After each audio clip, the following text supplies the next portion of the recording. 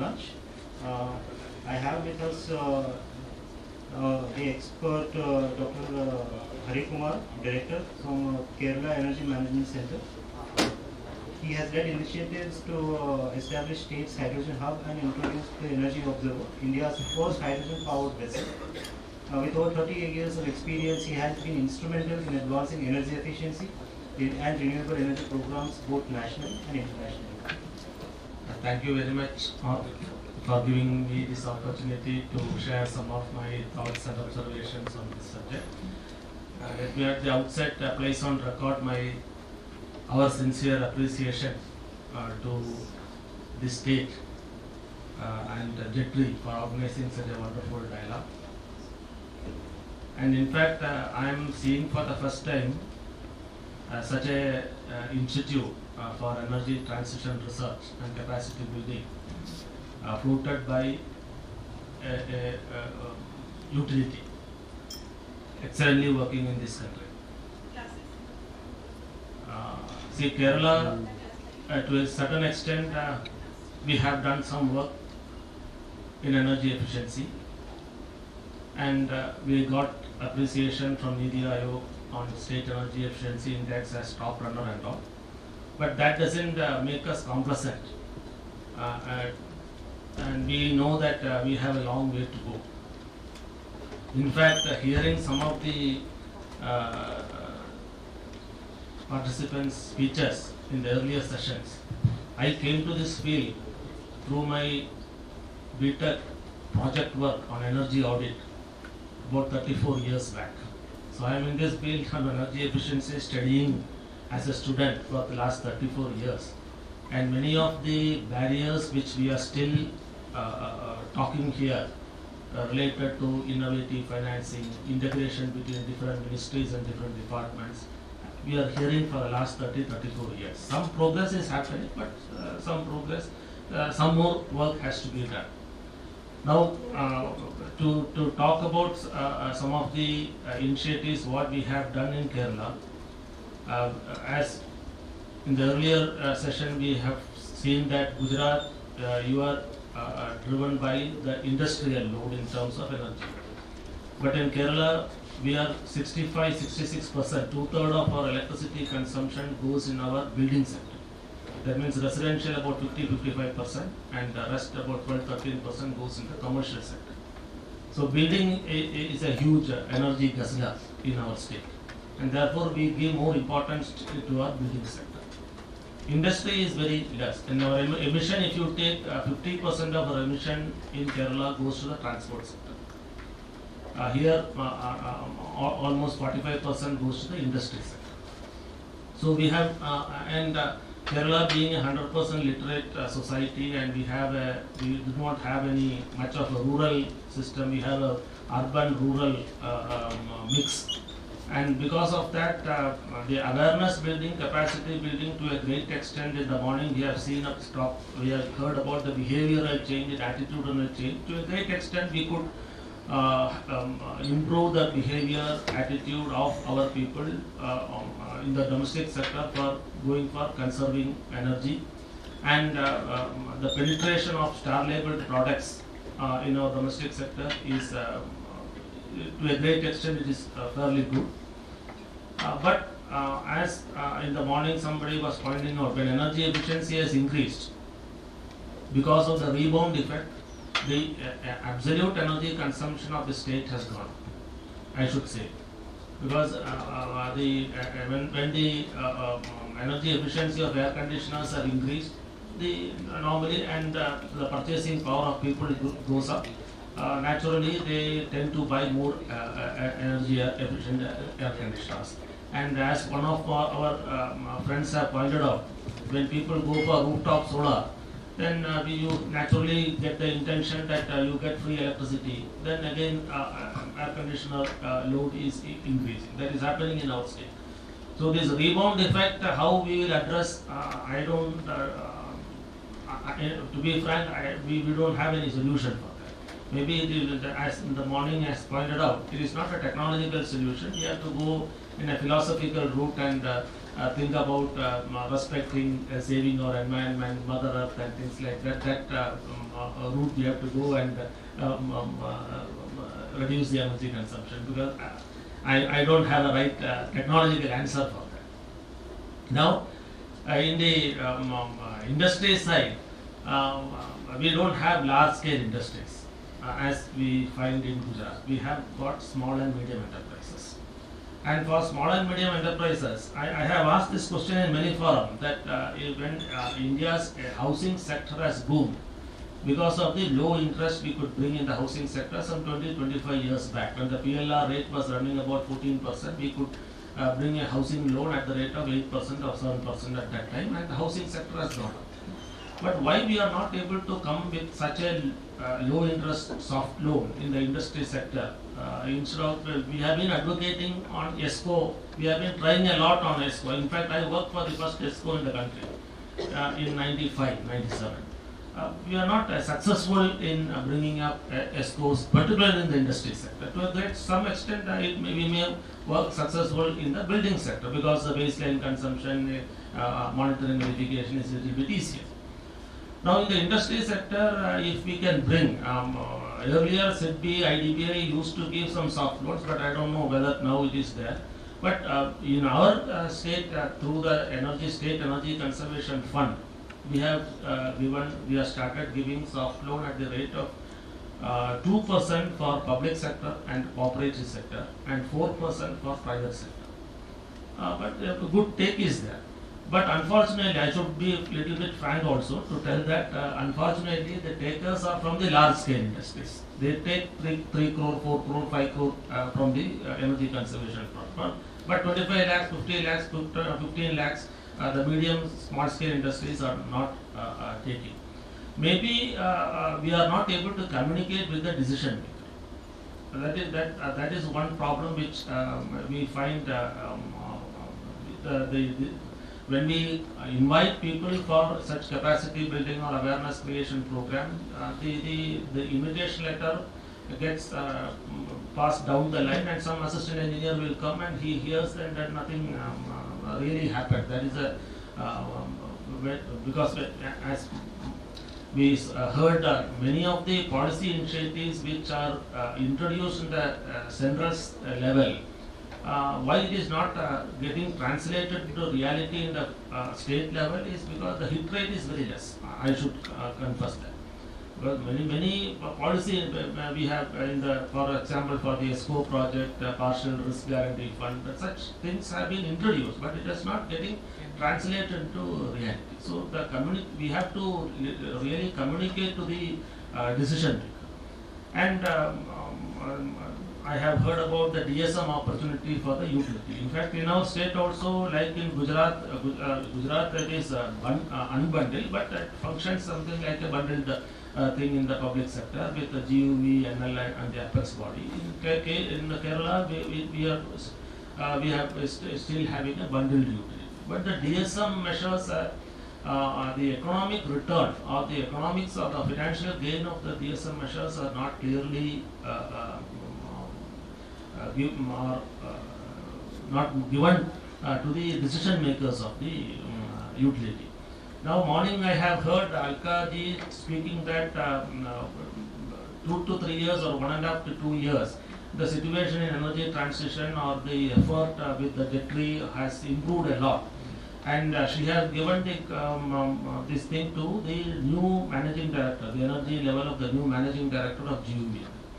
Now, when a change happens in the head of chief executive, changes in the because everything has to happen from the top. The boss should be made aware.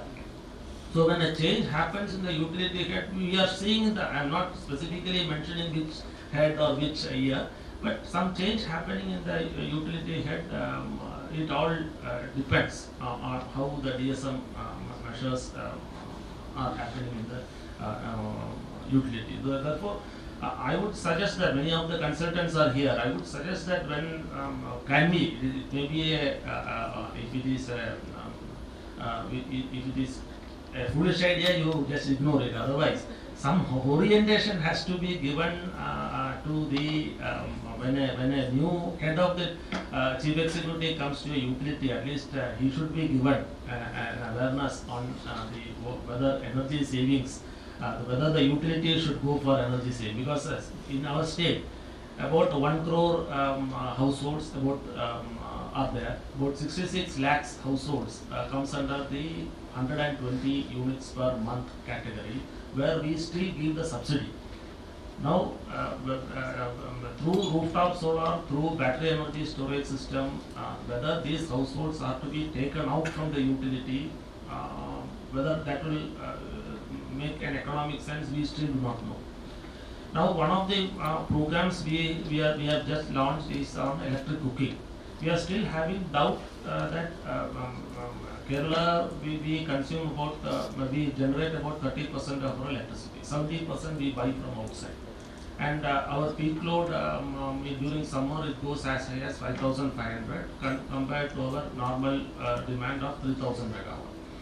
So in this context, and with the characteristic of Kerala households where husband and wife goes for job and they comes at 6 p.m. or 7 p.m. in the night, and then they start cooking with induction cooker of 2000 watt, and this contribute 1 lakh induction cookers coming in the peak time, it contributes to 200 megawatt in the peak time. So whether we need to go for electric cooking. The central government is pushing for electric cooking. We are also pushing, but we have a Go Electric campaign. But how we are addressing now? As we heard, every solution once it gets implemented, within another 1 year or 2 years, it crops up with another problem. Then, of course, consultant like us, we have a job because of that. But see, when electric cooking we are introducing, and now we have introduced a scheme where the electric cooking doesn't contribute to the peak load. Then therefore we have identified community cooking or Anganwadi cooking, and so which happens at from 10 to 11 in the morning. So there we are giving 2000 watt induction cookers with and the EPC, electric pressure cooker, we are just introducing to see whether it catches the housewife of the Anganwadi workers. And it's a little bit sophisticated system, so we have to give some training. In the case of electric vehicles, Kerala is one state, I think we are not giving any subsidy. But we are having the highest growth rate if you see in the electric vehicle category. Because we give infrastructure as incentive. The utility and the government are providing electric public charging station as an incentive for the consumer to purchase electric vehicle. But at the same time, we also advocate that you don't go to such fast charge stations. More than 20% of your time you charge overnight in your homes for that, so that your battery life will be more. So we advocate that also. And in malls and things like that, the charging stations are coming up, and the solar charging stations we are giving little bit subsidy. Therefore, without such subsidy programs, we are able to engage consumers, and they are able to promote energy efficiency. And a long time back, we are established in 1997. So from as we found that realized that the students, the younger generation, are to be made as energy conscious citizens. We are having school energy conservation clubs in about 8,000, 9,000 schools out of about 12,000 schools in the state. And through non-governmental organizations, we are providing this awareness campaign through about 2,000, 3,000 offline programs we do in this small state. So these are the local sub-government institutions and cooperative sector are robust sectors in the state, and we engage them also in our effort in terms of energy efficiency. So to a great extent, we are. I should admit that we could percolate this idea of energy conservation and energy efficiency to the grassroots and level, and through mass campaigns, we are able to inculcate that habit of going for energy efficient equipment. But we still have a long way to go in terms of introducing into many other sectors like industry, small scale industries, agriculture. Agriculture is a small load only. Quite contrary to many other states, our agricultural load is less than 2.53% of our electricity. And I should also take this opportunity to share my thought that I was wondering if Gujarat, Karnataka, Telangana, like big states which are having high energy intensive industries also start thinking in terms of going towards service sectors, what small state like Kerala will do. And as consultant, you should also understand that there is another business because states like us, we are buying 70% of energy from outside. And there is a business case for utilities like in Gujarat or Chhattisgarh to produce more power and sell to such states like us. And for us, we have an opportunity in the sense, since we do not have, and I do not have any coal thermal stations, I do not have any oil power thermal stations, I do not have any thermal stations at all. And we are only having hydro stations, 100% hydro. 100% all our power stations are 100% renewable, hydro, wind and so on. And therefore we get an opportunity to identify round the clock the green procurement that is possible. But that has not been well addressed by our policy makers in the state. So we have an opportunity to go for carbon neutral. Our aim, our target is 2050. 20 years ahead of the country's target, we should go for carbon neutrality. But that is one way it is possible, provided we have a green procurement protocol for our utility to get energy round the clock from other states. Now, only one sector which I should not tell negative things also, I should tell some positive things also. One sector in which Kerala is number one is in terms of, if you say, hospitality. We are having the largest number of 5-star hotels in the country. We are having about 46 or 48 5-star hotels. Next comes Maharashtra, maybe 35 or so. 10 hotels there differently. So small state, but having the highest number of 5-star hotels. So our booming sector is hospitality, healthcare and IT. So building sector and cooling load is tremendous. And we have started a campaign on what do you call reducing your cooling demand, not space cooling, but that urban heat island, to reduce the urban heat island effect, to go for painting on rooftops with high solar reflective index paints and things like that. We have just started a campaign. So this I think I would stop here. If any few questions or I should take, I will be very glad to do that.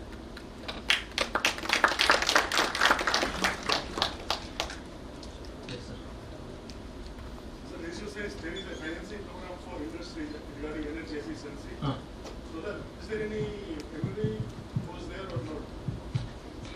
The first thing is that when you are giving on the loan, industry are using exactly for that or not? That is the main concern.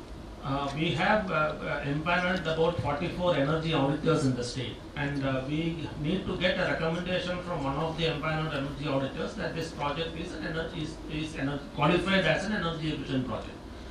And to be honest, we have not put many strings because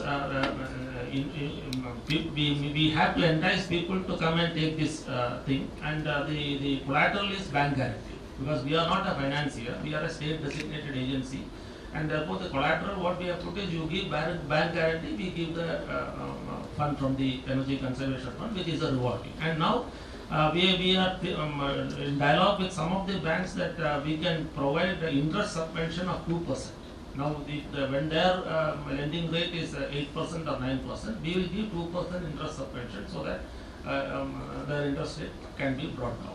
And for that also, the energy efficiency, whether it qualifies for that, we depend on the report of our empaneled energy auditor. Yes, sir. So I was curious about the State Energy Conservation Fund. Like Kerala is one of the few states that has been able to effectively sort of establish a revolving fund through that. So I was curious how that came to be, and how were there any regulatory changes that you had to make, or how did you end up deploying the SECF so well? About 10 years back, we tried, when SECF was not, the term itself was not coined, we tried with the Kerala Financial Corporation of providing soft loan at 6% interest rate. Because, as I indicated, when our chief executive is okay, when the finance minister, we could impress upon them, and him, and he announced this in the budget, 6% interest rate. So through Kerala Financial Corporation, we used to give this, and they depended upon a report from Energy Management Center that this is an energy efficient project. We should vote that this is an energy efficient project. But that also has not gone well, because when an industry comes for a term loan and he gets at 12% interest rate for his 10 crore business, and energy efficiency component is 1 crore, he has to put a separate application for getting 6%. So the KFC people themselves will object for that, because they have to do double work for a person. So they will tell that why 20% and 10% of that you merge and then apply it as a single document. So 12%. So it failed. I should say it failed after 2-3 years. It failed. We didn't get much of applications. So now we didn't go to that route. We directly we are giving this loan to the industry who are applying, industry or hospital or whichever, any enterprise who is applying. With the help vouching from the energy auditor that this is an energy efficient project, and we take the bank guarantee, we give the loan. And for public sector and cooperative is 2% interest rate we charge, and a one-time administrative charge of 5%. And for private sector, we give it at 4%, and again one-time administrative of 5%. Now we are trying an interest subvention scheme, because through an interest subvention scheme, the portfolio can be increased. Because when I give 2 crore from my kitty for one project, that project cost will be 2 crore. But this 2 crore, if I give as an interest subvention of 2%, 2 by 0.02, it will be 10 or 100 crore that project we can do. So that we are trying to introduce, with some of the banks have come, and recently we are putting this in the state level bankers committee also as an agenda point. So if bankers also, because they are also made aware, if they support, then that also will take off. Okay, thank you very much.